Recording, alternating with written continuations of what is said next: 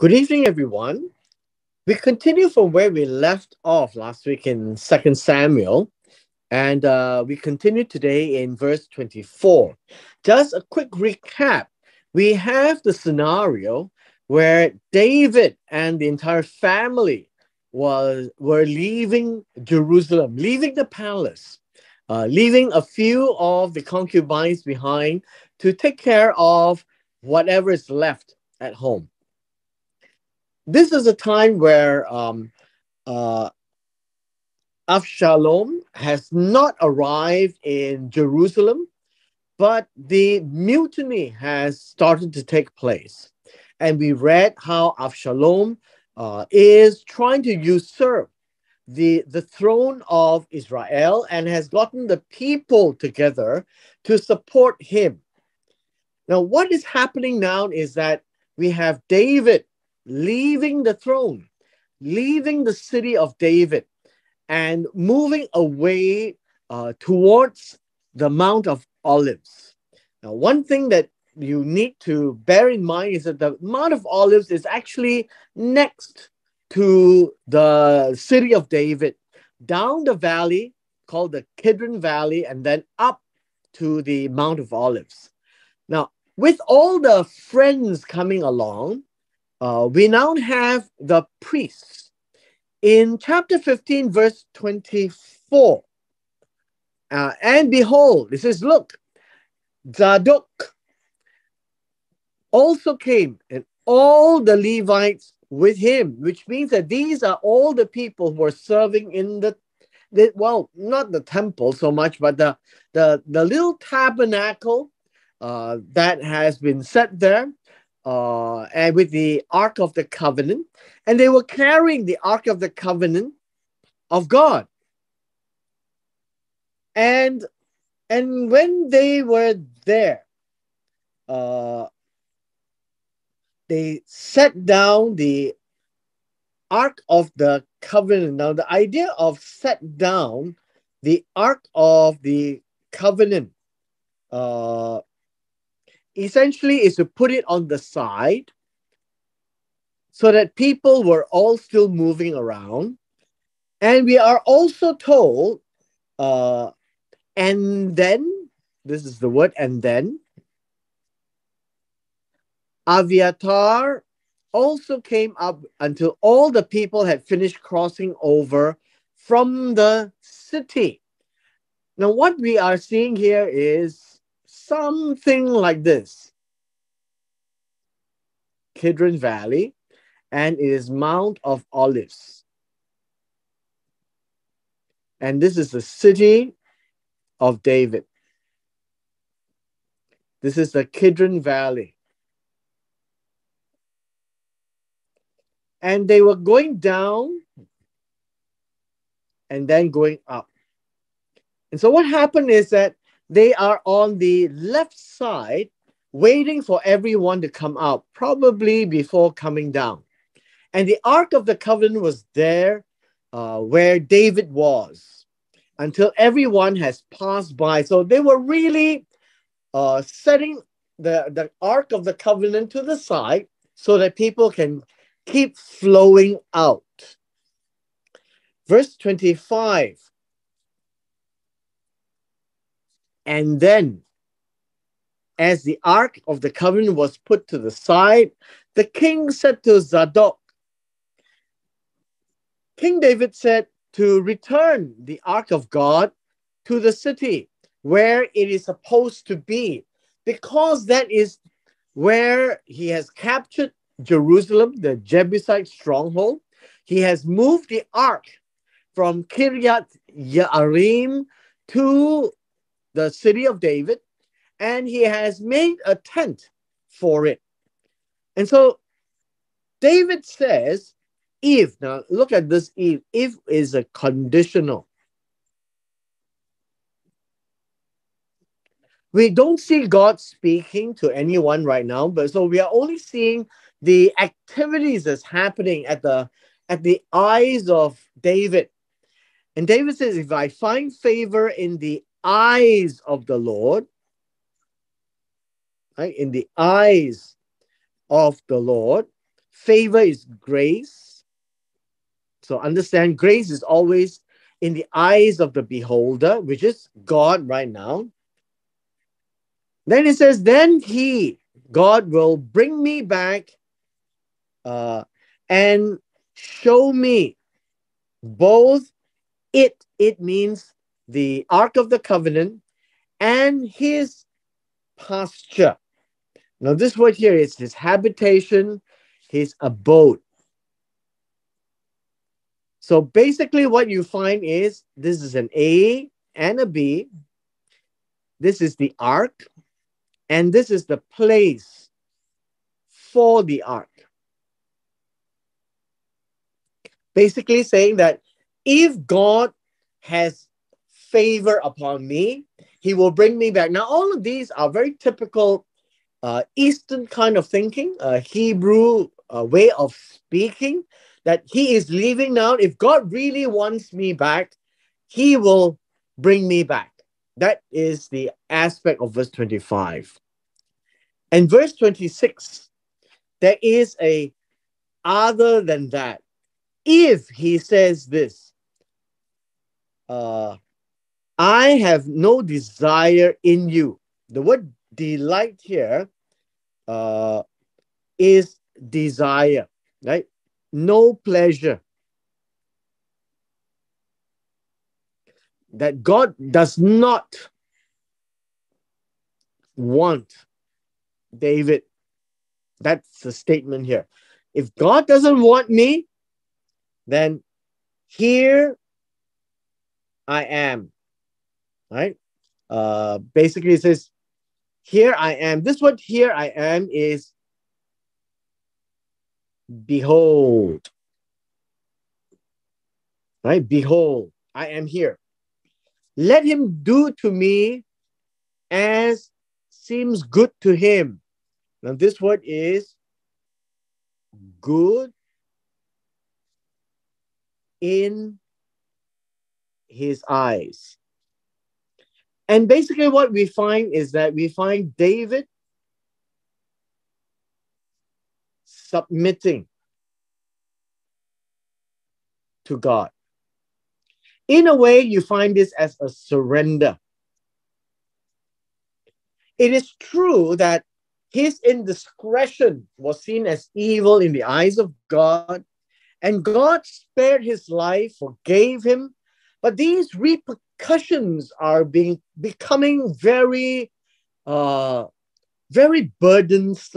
on David. So you need to feel how he feels as he is leaving this place. He is seeing this as a consequence of what he had done. And he is unable to react to it. Now, one of the things that we find is that why is it that David is moving away and is surrendering to God and he's not standing in this place to fight? Because if he does that, it will start a civil war between a father and a son. So who would the people support? The idea of a king is that it is someone who is going to reign. And the word reign in Hebrew is somebody who's going to walk amongst the people and really do things for the people. And Avshalom has seemed to be able to steal the hearts away from David. And that is a done deal. And so the people are now inclined to Avshalom.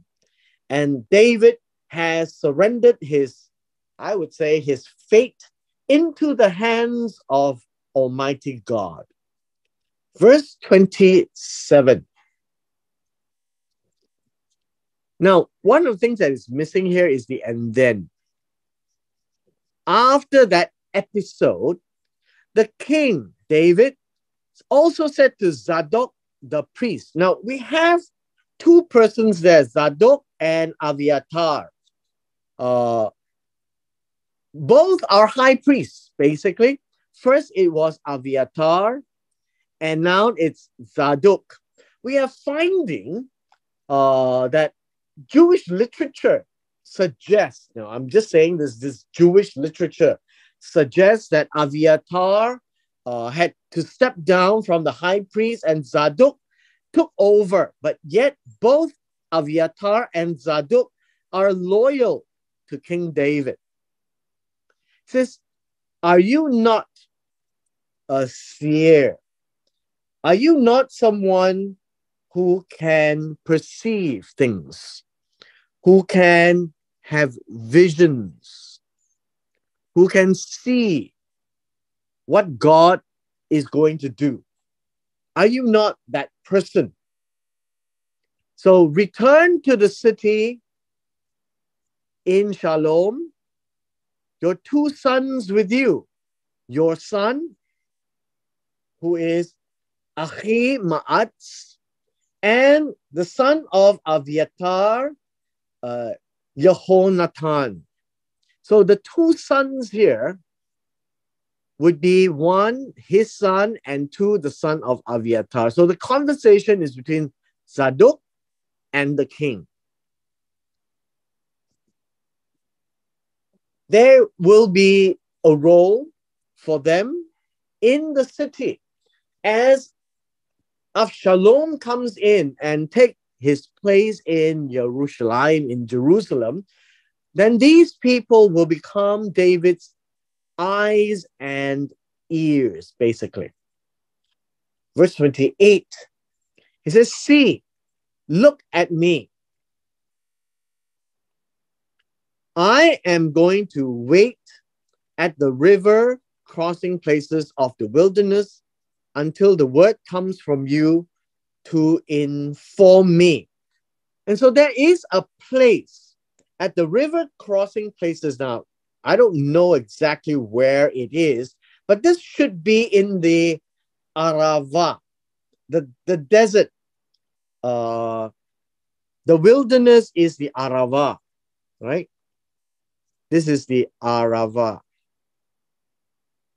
And this usually is described as the places south of the Dead Sea.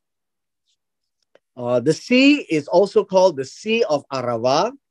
And south of the Dead Sea is also the Arava, right? The wilderness. And David says, I am going to wait there. I'm going to tarry there. I'm going to linger there. I am going to delay myself from going anywhere. Right? I am going to stay there for the time being until you come to report to me. So to inform me is to report to me. So now we're seeing Zadok and Abiathar and his two sons, Ahimaaz and Jehonathan. These would be the ones that's going to be his eyes and ears in Jerusalem. We see in verse 29. Verse 29, so, and this means, and then, both Zadok and Abiathar returned the ark of God to Jerusalem and then remained there. So this is, and then they remained, they sat there, they stayed there in Jerusalem. So this is as planned. In agreement with David, Zadok and Abiathar are both the representatives of the service of God, the religious side of the nation. Verse 30.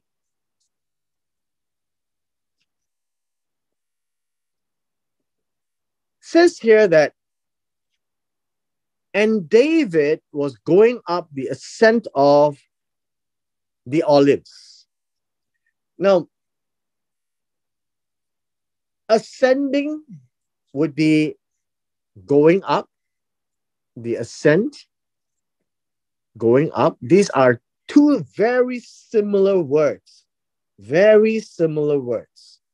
The ascent is Allah. Basically, you find this word going up as see, how do we write this? As Allah, it is going up, rising. And so burnt offerings is using the same word because the smoke is rising. And so David was going up, and now we can see that this comes down the Kidron Valley and it goes up to the Mount of Olives. This is the Kidron Valley, right? There must be I guess, a stream or a brook or a river here. And so what we find is that we have David going up. And he puts over him a shawl, right? A covering. And so let's take a look at this verse. He was going up. The ascent of the Mount of Olives would be this place here, the ascent. He is ascending the slope of the Mount of Olives that goes up to the Mount of Olives. He is weeping as he went. So the idea here is, the idea of weeping means he's crying, he's shedding tears, right? Shedding tears.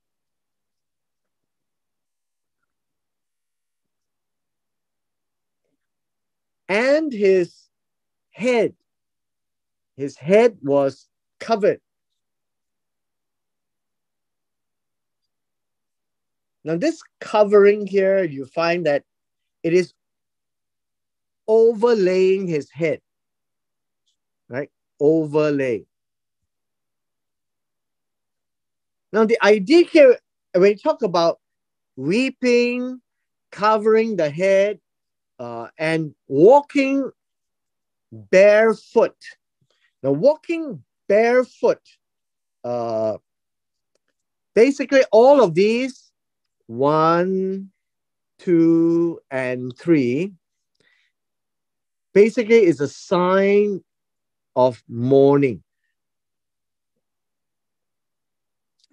And as David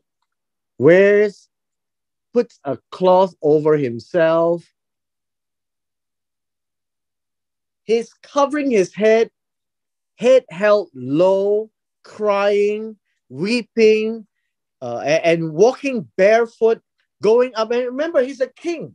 And this shows that he is in total disarray. He has lost everything and he is mourning over what has happened. That is basically the picture here. It's a very sad affair for this case. And all the people who were with him each covered his own head, and they went up weeping as they, now this word went, by the way, and they were going up weeping as they went up, right?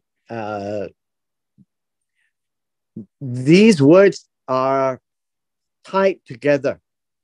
They went up and they were weeping as they were going. So they were all crying, all of them. And this is a very, very sad day for David, because it was on this day that he has to retreat from his throne, and it would feel that he would have failed God. Now, in the entire few chapters that we are looking at, we're looking at the scene from the place of the audience, not related to God in any way, except that David would mention God if he has favor in me, if he says he sees favor in his eyes, that he would bring me back. But those are hopeful words of David. The entire narrative is focused on David leaving the city. Verse 31. Verse 31 comes and says, And someone came to inform David. And this word inform is to make a report. So you can use the word report. Somebody came to report to David. And says that Ahithophel is among the conspirators with Avshalom. Now, what do you mean by conspirators? The idea of conspirators means that they are in league, right? In league. They are conspiring together. They are, how should you say? They are joined together, tied up, tied together with Avshalom means that he is part of all these happenings. And Ahithophel is David's advisor, and suddenly his advisor is gone, and his advisor is with his enemy, so to speak, with Avshalom. And David said, this is and then. When David found out, David said, Lord, please make the advice of Ahithophel foolish. The idea of foolish here is to be many words of no importance. Right? He can say things, but it really doesn't matter. That is the whole idea. And so here, Lord, please. Now the word please comes from an interjection. It means, how should we say? It means, I pray, I beg you. What can we say? I beseech you. I beseech you. This is a very fervent, imploring God. It says to make the counsel, the advisor counsel. He's a counselor, but make his counsel foolish. The idea of foolish here is to sound unimportant, to the idea of thinking that it's silly, right? It's silly. Now, just imagine, how can a major advisor like Ahithophel comes and say things that is meaningless? And we will see that in the next chapter. So everything we are reading now is a record of how things are happening as David sees it, right? As David sees it. Verse 32.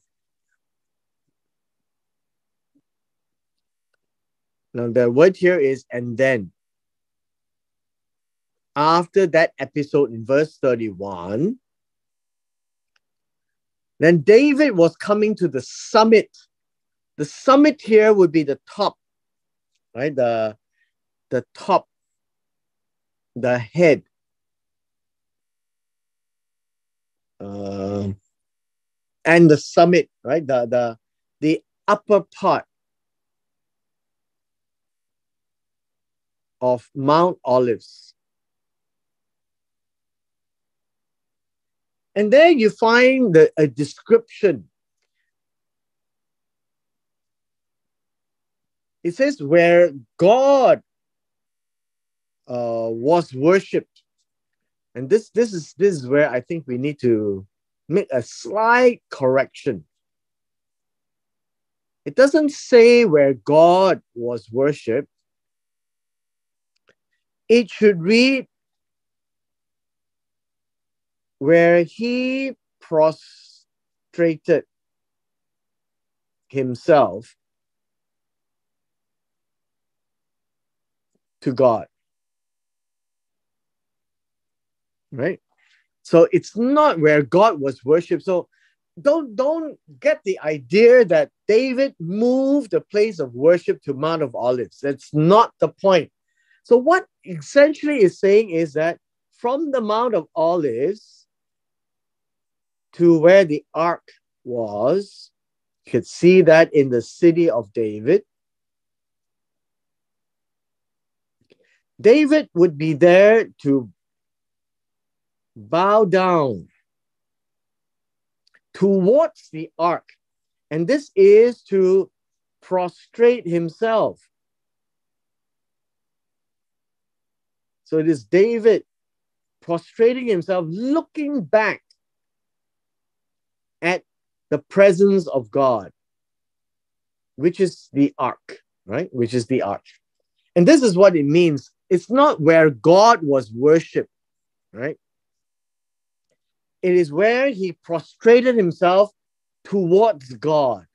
So to God would be towards God. I think it would be a good word as well, towards. And where would the presence of God be? Where the ark was situated in the city of David.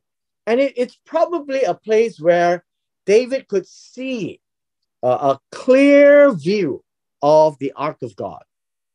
Now, so we should not misunderstand, or where English says where God was worshipped in the summit. He went to the summit, he looked back towards the city of David, and you find that the ark has already reached, and he bowed down towards God. That is what it means. At the same time, it says, behold, this is a new name, Hushai the Archi, Hushai the Archite, met him with his coat torn and dust on his head. He must have been rolling down, struggling down, traveled afar. And we don't know much about Hushai, but it is David's, I guess, good friend of sort. And we will find that Hushai plays a very key role in overcoming Ahithophel, who is the national advisor. And Hushai did exactly that. Verse 33. And then,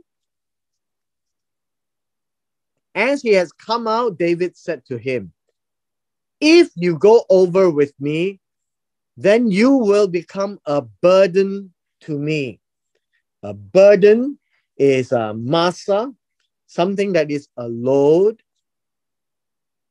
to carry, right? A load to carry, and so it's really a burden in that sense. So David's saying, don't come over, right? Don't go over with me. Don't pass over with me. Don't follow me wherever I go. And so the plan was hatched for a second party. Remember, it was Zadok earlier on, and Aviatar, and their two sons who were supposed to go back to Jerusalem with the Ark of God, and they will become the eyes and ears for David. Now, Hushai now becomes the next individual to join in this scheme of things. He says, but if you return to the city and say to Avshalom, I will be your servant. I will listen to what you say, O king. Even as I was your father's servant in time past, now I shall also be your servant. Now, this whole idea here is to get close to Avshalom. That's the idea, to get close to Avshalom.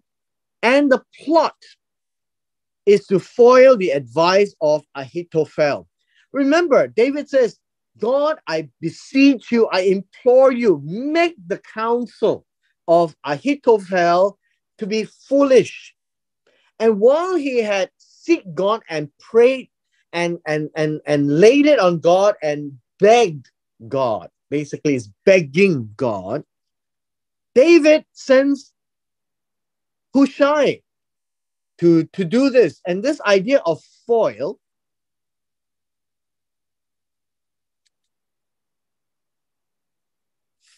here means to para.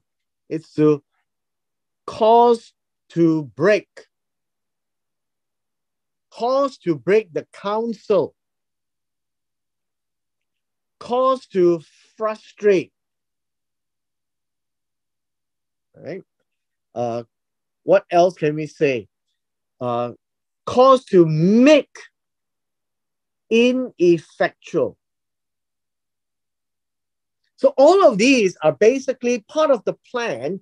By sending Hushai to be with Avshalom, then he has a chance to frustrate Ahithophel's advice. Our last 3 verses for today, David asks, he says this, isn't Zadok and Abiathar, the priests, not with you there? And it's basically saying, don't you know that you have the support of Zadok and Abiathar, the priests, there? This would be Jerusalem. And with Avshalom coming back to Jerusalem, you are not alone. So it shall be that whatever you hear from the king's house, you shall report to Zadok and Abiathar, the priests. Verse 36, Hine, behold, their 2 sons are there with them. And that's Ahi Ma'at, Zadok's son, and Jehonathan, Abiathar's son. So now we have 4 persons, right? 4 persons. 1, 2, 3, and 4. So Hushai, you are not alone. And with them there, they are with the ark of God. And basically saying that when you have anything, by them you shall send everything to me that you hear. So to hear means to pay attention, right? To hear is the shamar, to pay attention. This is not about obeying, but this is to pay attention, to hear, to listen with care. Anything that David needs to know, right? And then go and talk to either one of them. And then that is how you send me, right? That's how you send me the news. Verse 37, so is, and then, right? And then. After David said all these and they agreed on the plot, Hushai, David's friend. Now this word friend is a male friend. A male friend. You find that this is similar word as shepherd as well. This is that word. Came into the city, Jerusalem, and Avshalom also came into Jerusalem. So now at the same time, we have Hushai and we have Avshalom, both entering into Jerusalem. And chapter 16 now paints us the picture of what takes place hereafter. And with this, we come to the end of our session today.